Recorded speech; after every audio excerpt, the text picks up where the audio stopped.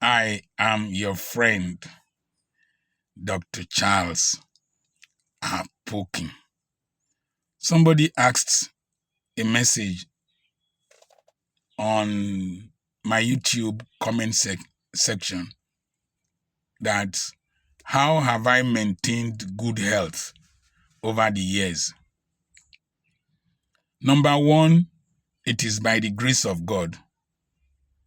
By the grace of God. Because if one had been accidented or had an issue, one wouldn't be healthy at this age. Number two, from my early childhood,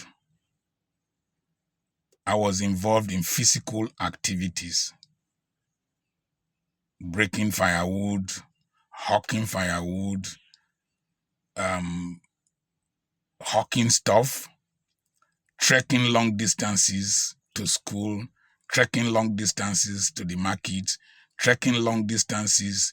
So that kind of physical exercise need not allow one to be obese or sluggish.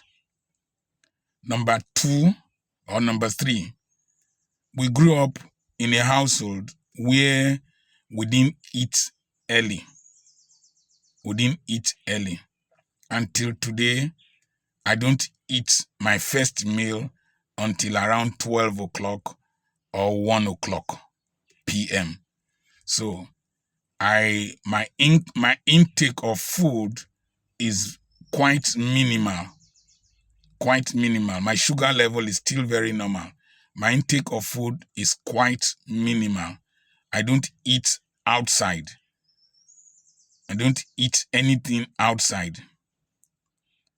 I only eat in my house most times. I can eat in hotels when I travel.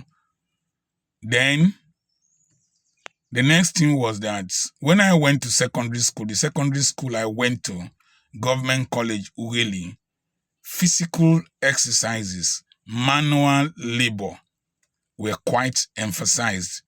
And so we played cricket, we played football, played volleyball, played lawn tennis, we ran long distances, we painted our hostels, we cleaned our lawns, raked our gardens.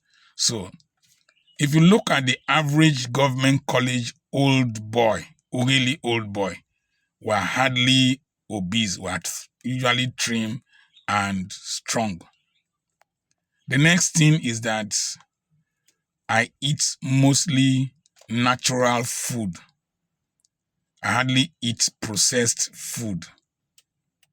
I eat my local diet. I don't like, I'm not sure, I've only eaten pizza once or twice, cheese and all those stuff. I usually eat local meals.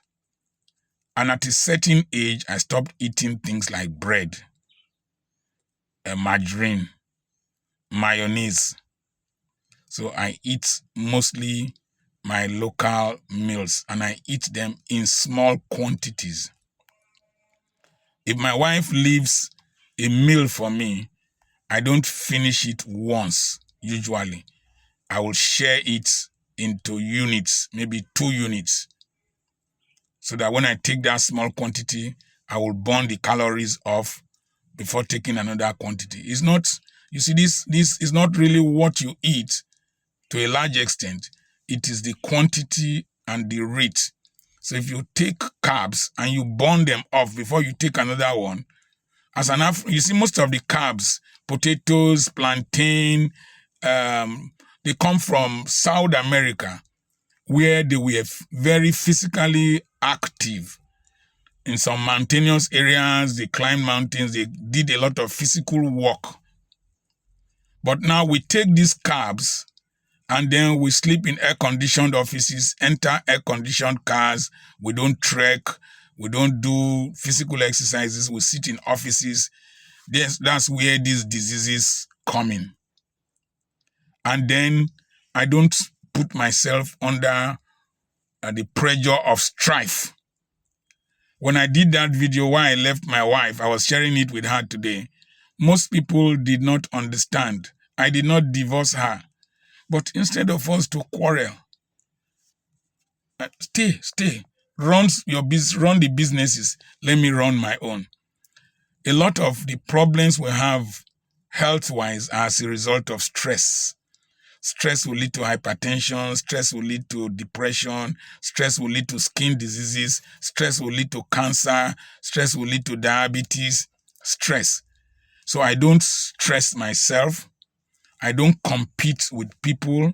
I don't compare myself with people. When I sleep like a baby. I don't take loans from banks. So I live a minimalist life. I require very little out of life, and it keeps me healthy. Next thing is that I don't womanize.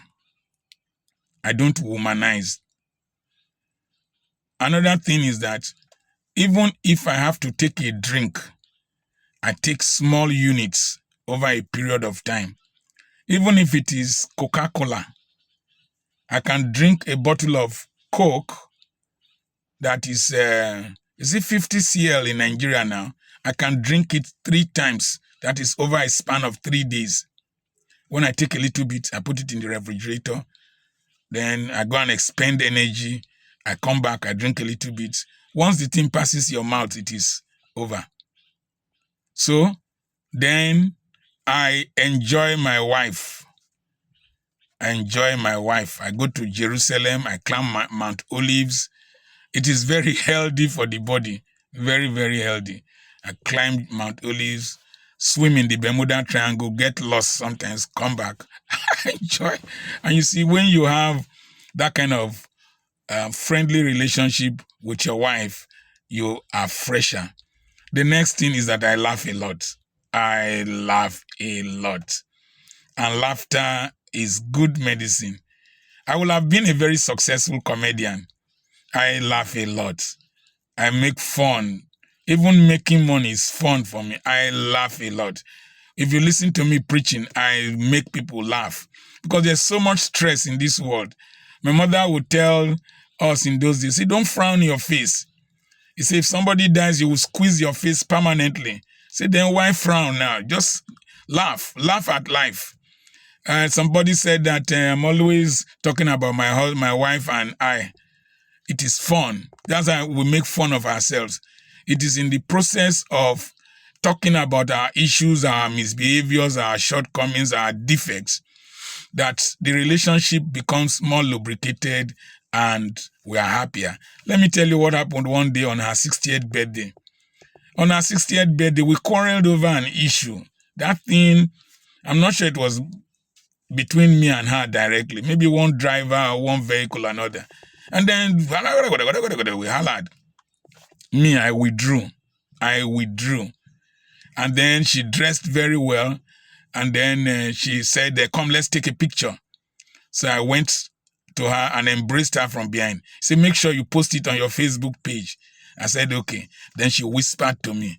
She said, those your fans, they won't know that we quarreled before we took this picture. That's how life is. Have fun, man. I remain your friend, Dr. Charles Apoki. The Bible says, and God laughed. Why won't I laugh? I remain your friend, Dr. Charles Apoki. Subscribe to this channel.